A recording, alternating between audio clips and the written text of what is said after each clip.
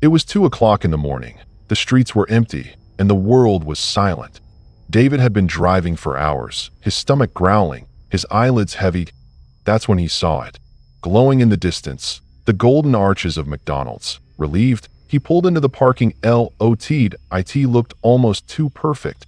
Bright lights, humming signs, the smell of fried food drifting in the cold night. This hour. It felt like a miracle. He drove toward the speaker box. Static crackled for a moment, and then a cheerful voice greeted him.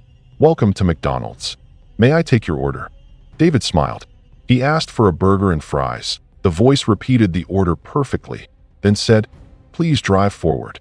And so, he did. The first window was empty. The second window, also empty, but the kitchen behind it was alive. Fryers bubbling, oil popping, heat lamps glowing, the soda machine hissing as though it had just been used. The smell of fresh fries drifted out through the open window, but there were no workers, no movement, no sound.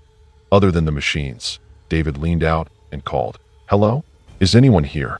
His voice echoed into the kitchen. No response. Just as he was about to drive away, a metal tray slid slowly across the counter. It stopped right in front of him, but he froze, staring. No one was there. No hands had touched it, but it moved, deliberately, toward the window. The soda fountain hissed again, pouring a drink into nothing. No cup.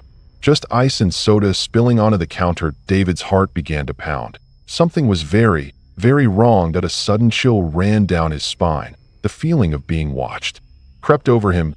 He turned his head slowly toward the glass. That's when he saw it. A man, tall, motionless, wearing a cracked, faded clown mask. The black holes of the mask's eyes stared directly into his. The painted smile was broken, chipped, like rotting teeth. David gasped, stumbling back in his seat. But when he blinked, the figure was gone. Against his better judgment, David parked his car. He had to know what was happening. The front doors were unlocked.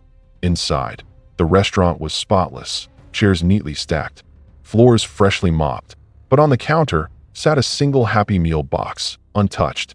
Waiting, his trembling hands opened it. Inside was a plastic clown toy.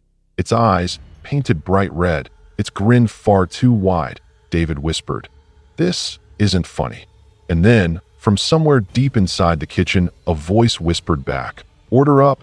The kitchen doors swung open with a creak. The lights flickered. David heard footsteps, but saw no one. He stepped backward toward the exit and froze. The toy he had opened was now lying on the floor behind him. Even though he never dropped it, the lights flickered again, and in those split-second flashes he saw them. Figures, dozens of them, all wearing cracked clown masks, standing inside the kitchen, frozen in place, staring. With each flicker of the light, they were closer. David bolted. He ran through the doors, heart racing, lungs burning. He leapt into his car, started the engine, and sped off into the night. But as his headlights swept across the building one last time, he saw them. Every single window of the McDonald's was filled with clown-masked figures, dozens of eyes staring, unblinking, watching him leave. And as he pressed the accelerator harder, desperate to escape, the drive-thru speaker behind him crackled to life. The same cheerful voice, but deeper, distorted, almost a growl. "Would you like to order another meal?" David didn't stop driving until the neon lights had disappeared in his rearview mirror. But the sound of that voice never left his head. And sometimes, late at night, when he passes an empty McDonald's, he swears he still hears it. That same voice, whispering, "Another meal, another meal, another meal."